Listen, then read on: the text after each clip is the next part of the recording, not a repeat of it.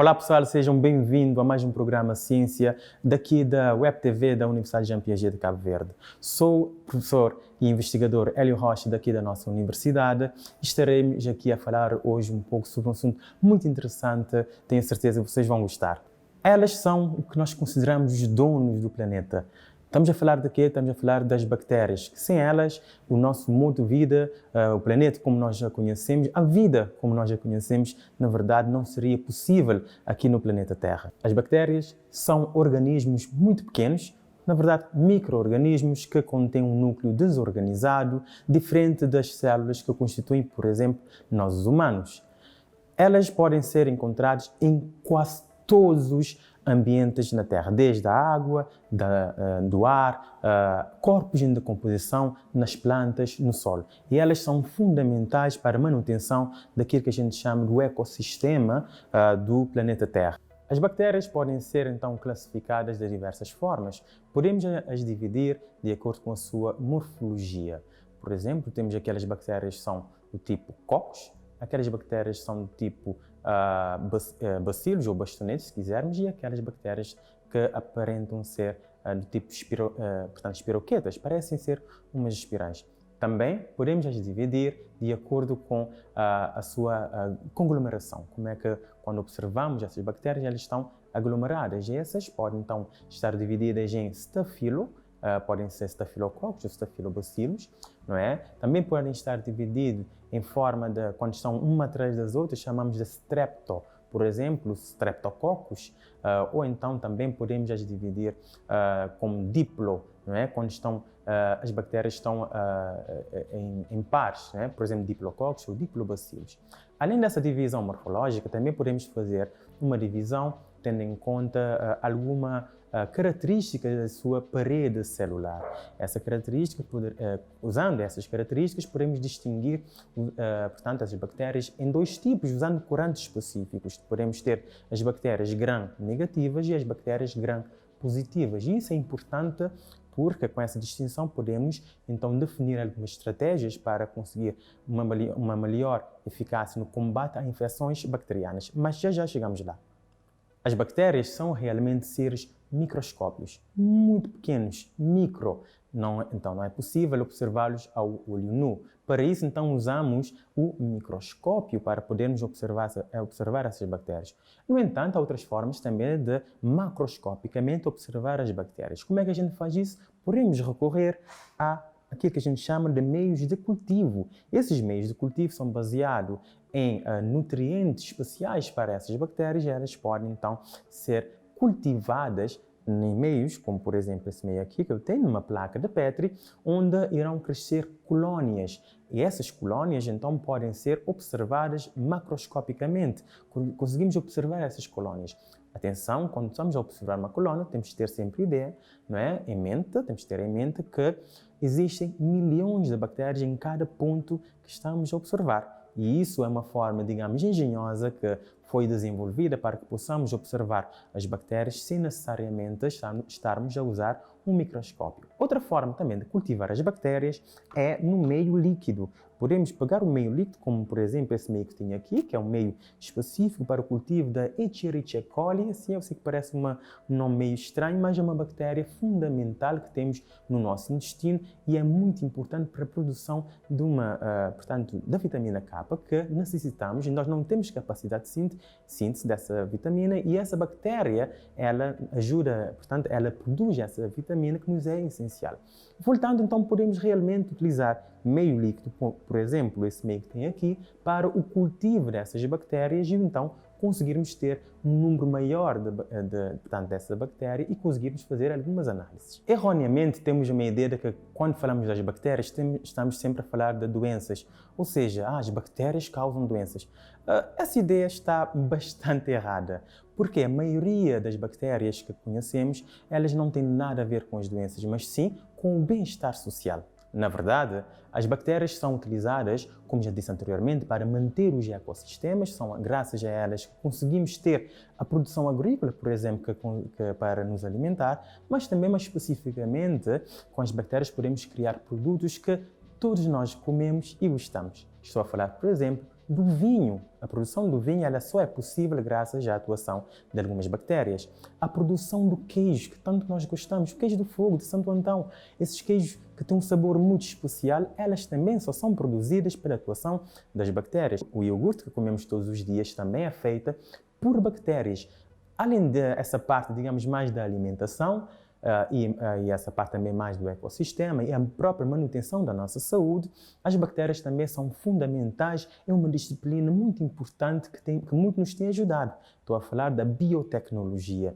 Com a biotecnologia e a clonagem e a criação de mutantes de bactérias, nos possibilitou a produção de diversos medicamentos que hoje são fundamentais. Por exemplo, a insulina ela é produzida a partir ou ela poderá ser produzida a partir de colônias de bactérias que foram geneticamente modificadas para a produção desse elemento que é fundamental para as pessoas que têm diabetes, principalmente o diabetes tipo 1, não é? Que são insulinodependentes. Ou seja, graças à biotecnologia, usando bactérias, conseguimos produzir insulina em quantidade suficiente para suprir uma necessidade ligada à saúde. Se hoje comes este iogurte, saibas que só foi possível graças à atuação de duas bactérias. Lactobacillus e Streptococcus são dois géneros de bactérias que estão presentes no iogurte e graças a eles é que o iogurte realmente é produzido. Como é que isso acontece? É um processo de biotecnologia, se quisermos, bem natural, que já utilizamos há muitos séculos, onde o lactobacillus ele consegue converter portanto, o açúcar do leite, a lactose, em ácido lático, conjuntamente com a atuação do Streptococcus, fazendo com que esse leite fique com um aspecto mais pastoso e mais ácido, exatamente como é o nosso iogurte. Então, se comemos hoje iogurte, temos que agradecer a essas duas bactérias que, em um trabalho, digamos, quase de biotecnologia natural, conseguem então fazer a produção do iogurte que nós tanto gostamos. Mas, claro, existem bactérias causadoras de doenças. Várias infecções são causadas por bactérias, entre elas infecções urinárias, por exemplo, infecções a nível da pele.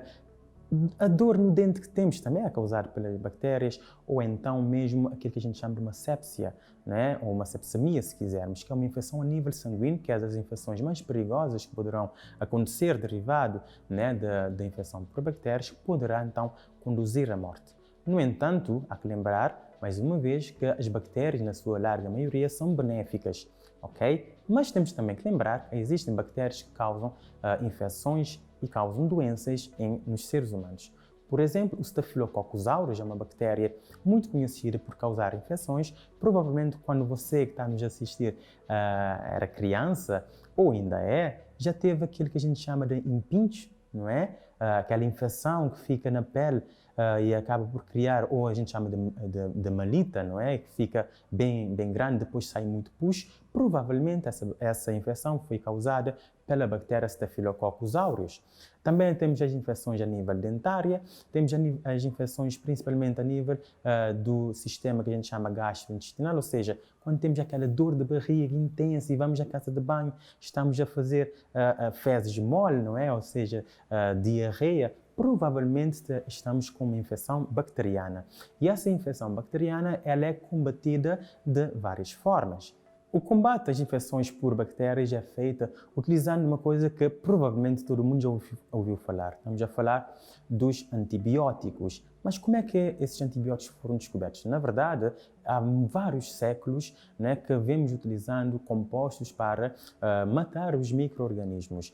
Mas, no entanto, só foi a partir do século XIX que se realmente começou-se a entender melhor a atuação desses compostos. Paul Ehrlich, por exemplo, foi quem propôs a ideia de usarmos químicos para matar bactérias ou para tratamento de doenças infecciosas, como, por exemplo, a sífilis. Atenção!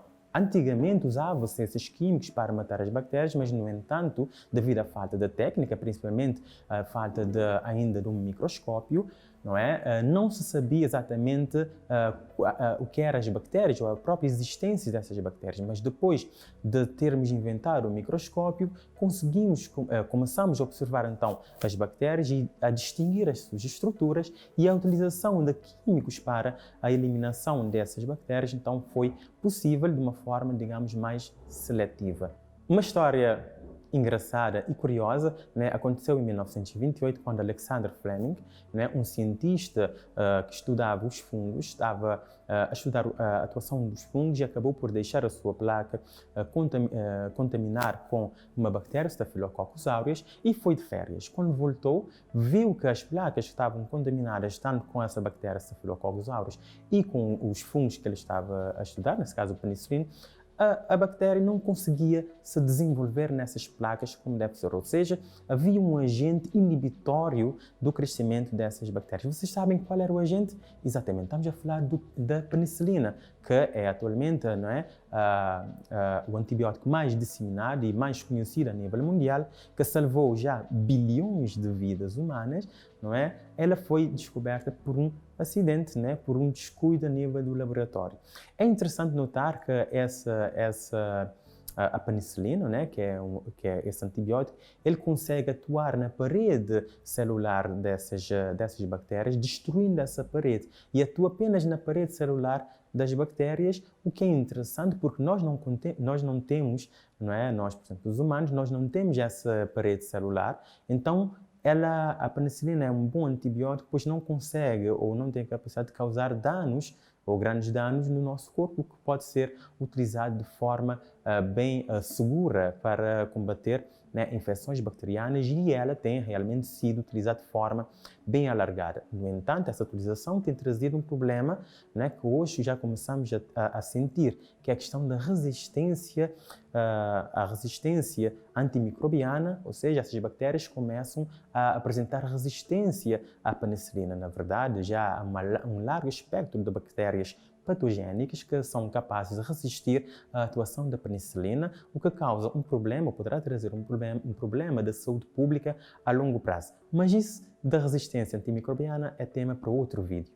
Então hoje aprendemos que as bactérias elas não são apenas patogénicas, mas na verdade elas são fundamentais para a manutenção da vida na Terra e do nosso próprio bem-estar social. Mas atenção, existem bactérias patogénicas, mas que nós os humanos engenhosamente conseguimos criar soluções para os combater, como por exemplo a invenção ou a descoberta dos antimicrobianos. Bom pessoal, era tudo por hoje e espero que vocês tenham gostado do nosso programa. Hoje falamos um pouco sobre o universo das bactérias e vejo-vos no próximo programa. Não se esqueçam de nos seguir nas nossas páginas no Instagram, no Facebook e de subscrever o nosso canal no YouTube.